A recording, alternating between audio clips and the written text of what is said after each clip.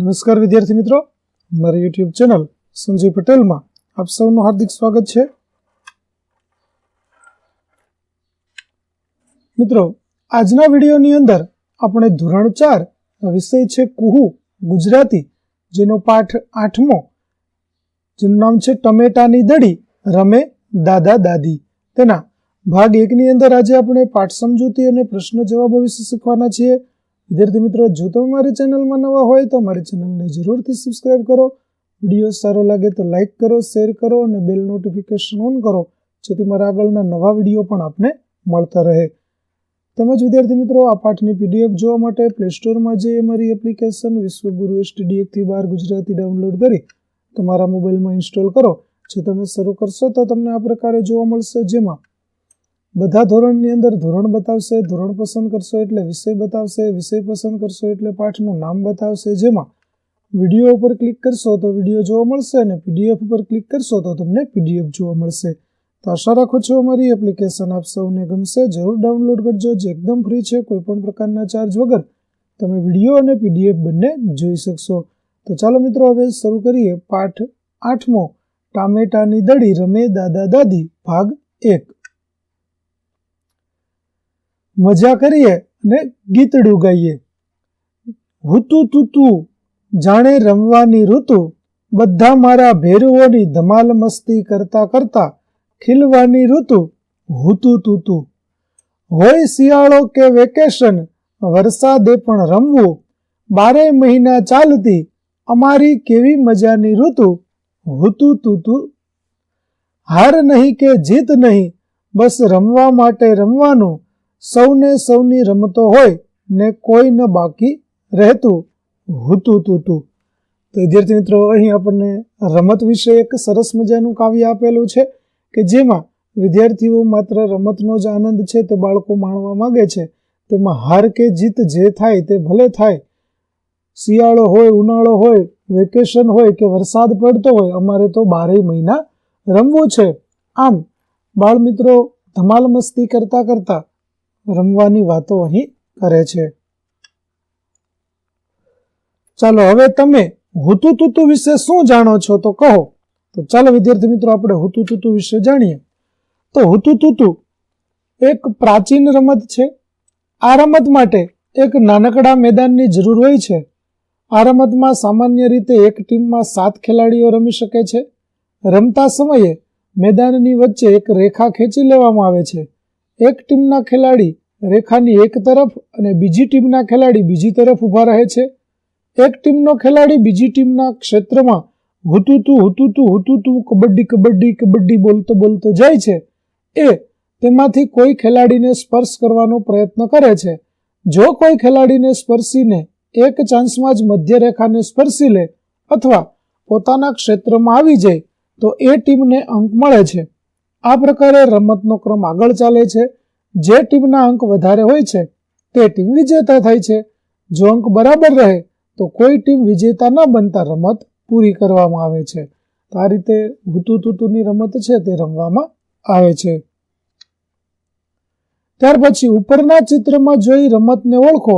શિક્ષક કે તમારા ઘરના મોટેરાઓને પૂછી તેના વિશે 2 વાક્યો લખો. તો વિદ્યાર્થી મિત્રો, આપણે આગળ જે કવિતા જોઈ તે કવિતાની સાથે આપણને 2 ચિત્રો આપેલા હતા. જેમાં પહેલું ચિત્ર હતું ગિલ્લી દંડો, કે આ ગિલ્લી દંડાની રમતના સાધનો હતા ગિલ્લી અને દંડો છે. આ પણ જૂની રમત છે. ગામડાના બાળકો આજે પણ આ રમત રમે છે. સાધનોનો કઈ ખર્ચ થતો નથી.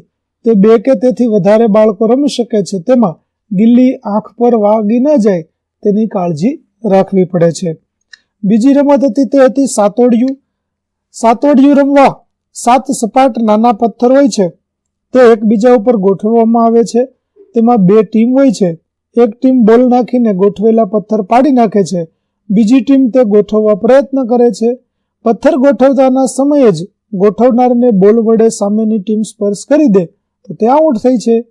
આમ રમત રમવાની મજા આવે છે. ત્યાર પછી હવે ચહેરા પર જુદા જુદા ભાવ લાવીને ફોટો પાડવાનો અભિનય કરો. પલક અને રુદ્ર તેમના દાદા દાદી સાથે વાતો કરે છે, તે ધ્યાનથી સાંભળો. ચાલો હવે પલક અને રુદ્રની વાતો સાંભળીએ. મારદડી માસ્ટર. પલક: આ મેચમાં તો આપણે જીતી જવાના. રુદ્ર: હા, ગયા મહિને રમાયેલી મેચમાં પણ આપણે જ જીતેલા ને. દાદા: અલ્યા, તમે બેવ જણ વળી રમવા ક્યારે ગયેલા તે જીતી ગયેલા? અહીં પલક અને રુદ્ર છે તે રમત વિશે વાતો કરે છે અને ત્યારે દાદા પૂછે છે કે તમે રમવા તો ગયા જ નથી, તો તમે કેમ કહો છો કે અમે જીતી ગયા? પલક: એમ નહીં દાદા, આપણી ટીમ જીતી હતી. દાદા: આપણી ટીમ એટલે હું પણ ટીમમાં હતો? રુદ્ર: અરે દાદા, ટીમમાં તમે નહોતા ને અમે પણ નહોતા, તો આપણા દેશની ટીમ જીતી હતી. એટલે કે વિદ્યાર્થી મિત્રો, પલક અને રુદ્ર છે તે ટીવી ઉપર કોઈ મેચ જોઈ રહ્યા હતા અને તેની વાતો કરી રહ્યા છે અને તેના ઉપરથી જ કહે છે કે આપણા દેશની ટીમ છે તે જીતી ગઈ છે. દાદા: તો એમ કહો કે આપણા દેશની ટીમ, બાકી તો જે રમે એ જ જીતે કે હારે. તમે તો ટીવી અને મોબાઈલમાં જ ગેમ જોયા કરો છો, એટલે તમારે વળી જીતશું કે હારશું. અહીં વિદ્યાર્થી મિત્રો, દાદા છે તે આપણને પણ એક શિખામણ આપે છે કે મોબાઈલમાં નહીતર ટીવી જોવામાં જ પોતાનો સમય પસાર કરવાને બદલે મેદાનોની અંદર જઈ અને રમત પણ રમવી જોઈએ. અને તમે જો રમત રમશો તો જ તેમાં તમને હાર કે જીતની ખબર પડી જશે. ત્યારે પલક કહે છે કે દાદા, અમે ક્રિકેટ કે ફૂટબોલ રમવા ક્યાં જઈએ, કેમ કે રમવા માટે મેદાન જોઈએ અને મેદાન તેમની પાસે નથી. દાદા: રમવું જ હોય એને માટે બીજી રમતો પણ હોય અને મેદાન પણ હોય જ. ત્યારે દાદા કહે છે કે ક્રિકેટ અને ફૂટબોલ સિવાય બીજી રમતો પણ તમે રમી શકો. રુદ્ર: આ બે સિવાય વળી કઈ રમતો? દાદા: પૂછ તારી દાદીને, એ શું રમતા હતા? ત્યારે દાદા કહે છે કે રમવા બે ક્રિકેટ અને ફૂટબોલ સિવાય બીજી પણ ઘણી બધી રમતો હોય છે, તે તમારા દાદીને પૂછો. ત્યારે દાદી કહે છે કે અમે તો ઘણી રમતો રમતા, પકડદાવ, મારદડી, ગિલ્લી દંડા, આંબલી પીપળી. આમ દાદી છે તે ઘણી બધી રમતો ગણાવે છે. ત્યાર પછી રુદ્ર અને પલક એક સાથે હે હે હે તમે રમતા હતા શેરીઓમાં જઈને? કેમ કે રુદ્ર અને પલકને નવાઈ લાગે છે. દાદા: નહીતર શું તમારી જેમ ઘરકુકડી થઈને રહેતા હોઈશું?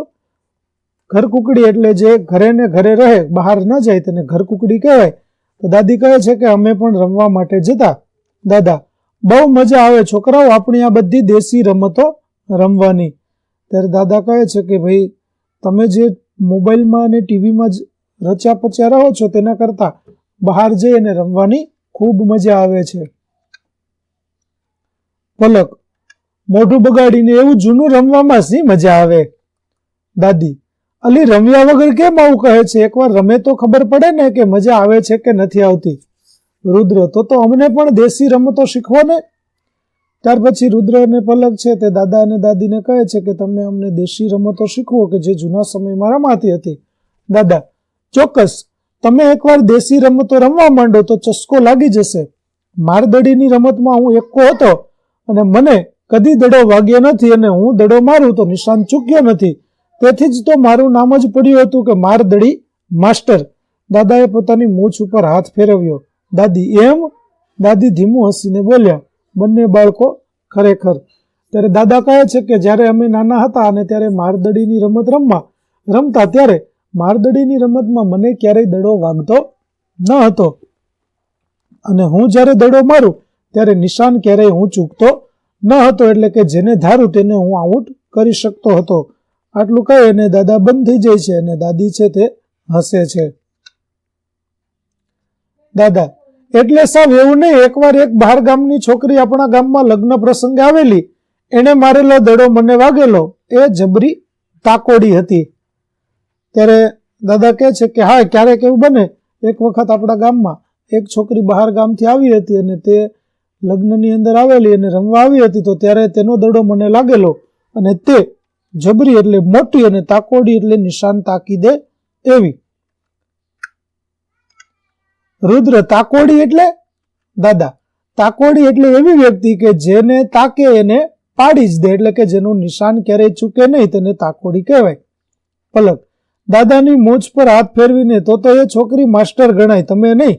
ત્યારે પલક કહે છે કે આવો સાચી વાત દાદા, તો તમારા કરતા તો એ છોકરી તાકોડી કહેવાય અને તે માસ્ટર ગણાય. રુદ્ર: કોણ હતી એ છોકરી દાદુ? માસ્ટરને પર હડાવી જાય એવી તાકોડીને તો જોવી જ પડે. ત્યારે દાદા કહે છે કે તાકોડી કોણ હતી કે જે માસ્ટરને પણ હરાવી જાય છે, એને અમારે જોવા છે. ત્યારે દાદા કહે છે કે આ બેઠી જોઈ લો એમ કહી અને દાદા ખડખડાટ હસવા માંડે છે. પલક: વાહ દાદી, માસ્ટર તો તમે જ, કેમ કે તમે માસ્ટરને પણ હરાવેલા છે.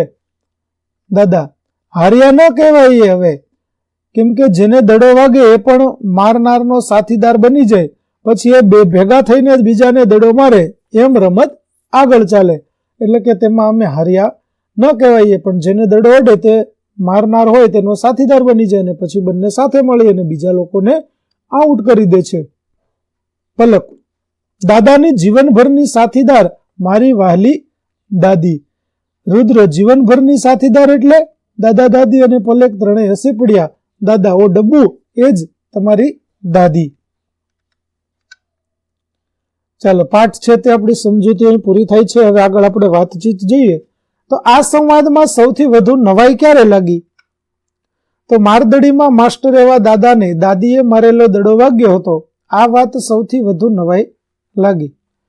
બીજું, તમે ઘરમાં કે મેદાનમાં કઈ કઈ રમતો રમો છો?